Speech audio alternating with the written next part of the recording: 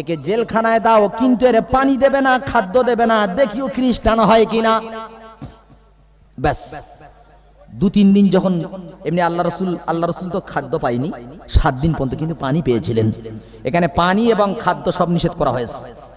আব্দুল্লাহ না খেয়ে মৃত্যুর সঙ্গে মৃত্যুসজ্জা শায়িত। প্রহরীর এসে বলছে, আয় বাচ্চা, আব্দুল্লাহ বাঁচবে না। বলছে কেন? বলে না খেয়ে এই অবস্থা। তা বললে যাও শুকরের মাংস আর মদ নিয়ে ওর কাছে যাও। শুকরের মাংস আর মদ নিয়ে আসা হলো, জোরে বলেন নাউজুবিল্লাহ। এসে আব্দুল্লাহকে তোলা হলো আর বলা হলো, আব্দুল্লাহ তুমি খেয়ে নাও শুকরের মাংস আর মদ। আব্দুল্লাহ বলছে, এ বাচ্চার দলেরা, এ বাচ্চার সহচরেরা, তোরা শোন, এই মোমেন্টে আমার জন্য মদ হালাল, এই মোমেন্টে আমার জন্য শুকরের মাংস হালাল।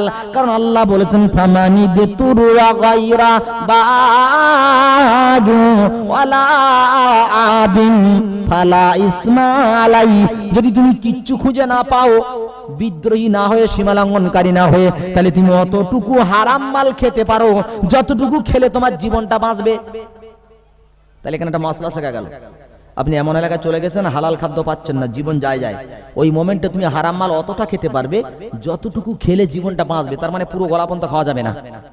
কিন্তু আব্দুল্লাহ বলছে, আমি এই মদ খাবো না, শুকরের মাংস খাবো না। বলছে কেন? বলে যদি খাই তোরা বলে বলে বেড়াবি মুসলমান মৃত্যুকে ভয় করে, তাই মদ আর শুকরের মাংস খেয়েছে, ইসলাম কিনে হাসাহাসি করবি, আমি এটা কোনোদিন মানব না। এসে বলছে বাচ্চা খায় না। বলছে যাও হালাল রুজি নিয়ে যাও।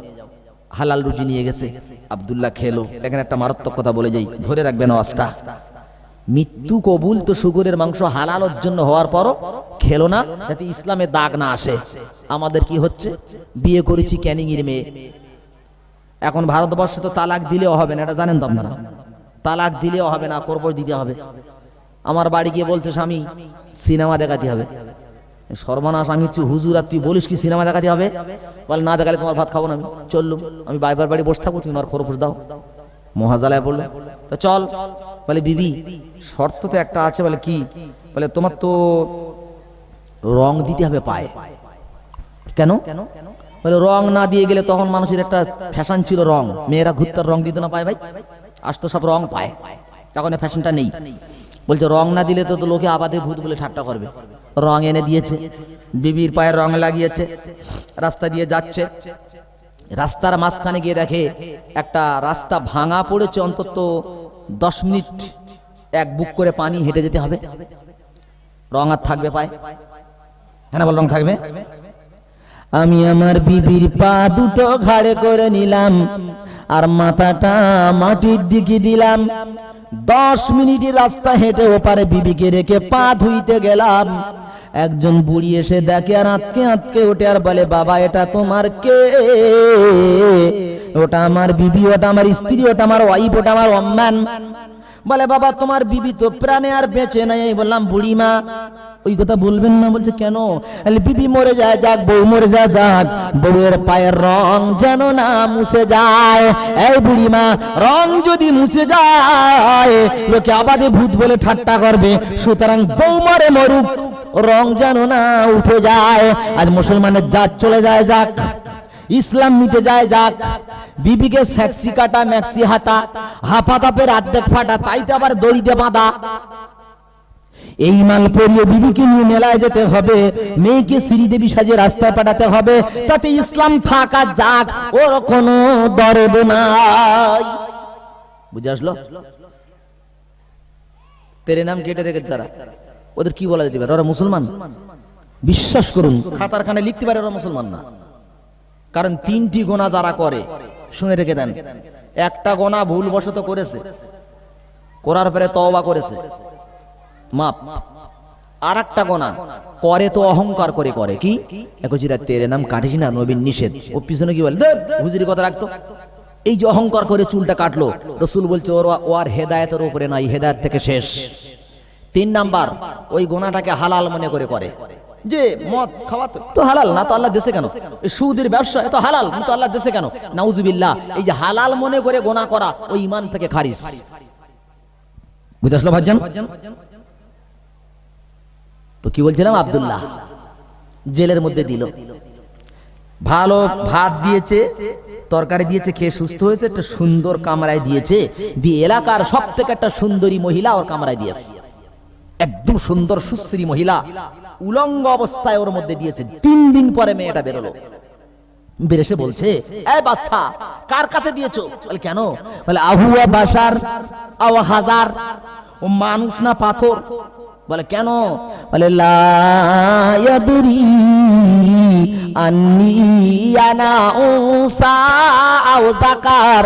3 দিন আমি ওর ভেতরে ছিলাম, একটা সেকেন্ডের জন্য ছেলেটা আমার দিকে একবার চোখ তুলে তাকালো না, আমি ছেলে না মেয়ে দেখতে কেমন একবার ঘুরে তাকালো না। ঈমান কারে বলে? তোমরা আবার বলো যদি এরকম তোমাদের কোনো কামরায় দেওয়া যায়, নিজের বুকে হাতে চিন্তা করো যে আমার যদি কোনো কামরায় এরকম করে একটা মেয়ে দেয়, আলহামদুলিল্লাহ আর বলা লাগবে না। শয়তান বলে আমার এখানে থাকানোর দরকার নাই, যা। বুঝতে পারছেন না? আমার প্যান্টের মধ্যে আল্লাহ ভাই, মেয়েটা চলে আসলো, আব্দুল্লাহকে বার করা হলো, আব্দুল্লাহকে বার করে সামনে আনা হলো, খ্রিস্টান হও। আব্দুল্লাহ বলছে না, খ্রিস্টান হব না। এবারে বললো কড়াইতে তেল ঢালো। ও বন্ধু, এত বড় কড়া, তাতে ডুব মারা যাবে, এরম বড় কড়ায় তেল ঢালা হলো, আর তেল টকবক করে ফুটতেছে। আর বাচ্চা কায়সার বলছে যাও 2টো মুসলমানকে ধরে আনো। আব্দুল্লাহকে কাছে রাখা হলো, আর 2টো মুসলমানকে আনা হলো।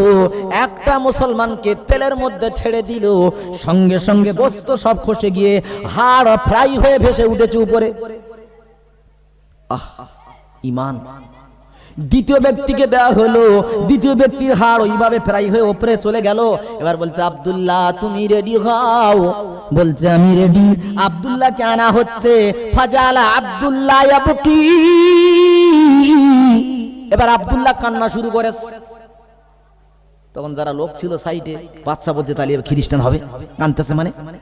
বাচ্চা বলছে আব্দুল্লাহ আমি বুঝতে পেরেছি তুমি খ্রিস্টান হবে, আর কাঁদতে হবে না। বলছে বাচ্চা আপনি এরকম বুঝলেন কেন? বলে আমি এই জন্য, নাহলে তুমি কাঁদো কেন? বলছে বাচ্চা আমি এই জন্য কাঁদতেছি যে আল্লাহ আমি এক্ষুনি তো শহীদ হয়ে যাব, আমার শুধু নামটা থাকবে, আমি আব্দুল্লাহ, আমাকে আর পাওয়া যাবে না। ইয়া রাব্বুল জালাল, আমার শরীরে যতটা পশম আছে, এতটা পশম পরিমাণ যদি তুমি আমাকে পৃথিবীতে সৃষ্টি করতে, এতবার যদি তোমার ইসলামের জন্য জীবন দিতে পারতাম তো জীবনটা ধন্য হতো, আমি এই জন্য কাঁদতেছি। তখন কায়সার বলল একে ঈমান থেকে সরানো যাবে না। তখন বলছে আব্দুল্লাহ তুমি আমার কব্বিল রাসি, তুমি আমার কপালে একটা চুমো দাও, আমি তোমাকে ছেড়ে দেব। আব্দুল্লাহ বলছে না, একটা শর্তে চুমা দিতে পারি। বলে কি? বলে তুমি আমার যত সাথী বন্দী করেছো সবাইকে যদি ছেড়ে দাও তাহলে আমি চুমা দিতে পারি। বাদশা বলছে আমি রাজি আছি, আমি রাজি আছি। কব্বালা আব্দুল্লাহ রাসা মালিকির রুম, গিয়ে কায়সারের কপালে চুমো দিল। সমস্ত মুসলমানদেরকে নিয়ে যখন রওনা হয়েছে, ওমরে ফারুক একটা লম্বা ভাষণ দিয়ে বলছে এই মদিনার মানুষেরা, আব্দুল্লাহ আমার জন্য যা করেছে, আমি ওমর আমার কলিজা ঠান্ডা হয়ে গেছে। আব্দুল্লাহ আসার সাথে সাথে তোমরা সবাই আব্দুল্লাহর কপালে চুমো দেবে। জোরে বলেন। তুমি তো বলতে পারোনি, ওইদিকে তাকিয়েছিলে, সোমনাল বলতে পেরেছো? নসিব হয়নি। কিছু মনে নেবেন, আমি একটু ওপেন বলতে চাই। অনেক ডিম মুরগির খোপে দেওয়ার পর 2-4টে পচে না? পচে না? সব ডিম পিলে ওঠে? 2-4টে পচে। তো কিছু লোক এখানে বসে থেকেও পচে যাবে, কারণ তার কান চোখ ধ্যান এদিকে না রাখার কারণে এখানে বসে থাকার পরও পচা। কিছু মানুষ নামাজ পড়েও জাহান্নামে যাবে, কিছু মানুষ দান করেও জাহান্নামে যাবে। আল্লাহ যেন আমাদের সেই দিকে না নিয়ে যায়, বলেন আল্লাহুম্মা আমিন। আমার প্যান প্রিয় বন্ধু আল্লাহ ভাই, লক্ষ্য করিয়া রাগাই। তাহলে আল্লাহর কালাম জানতে তো পারলাম।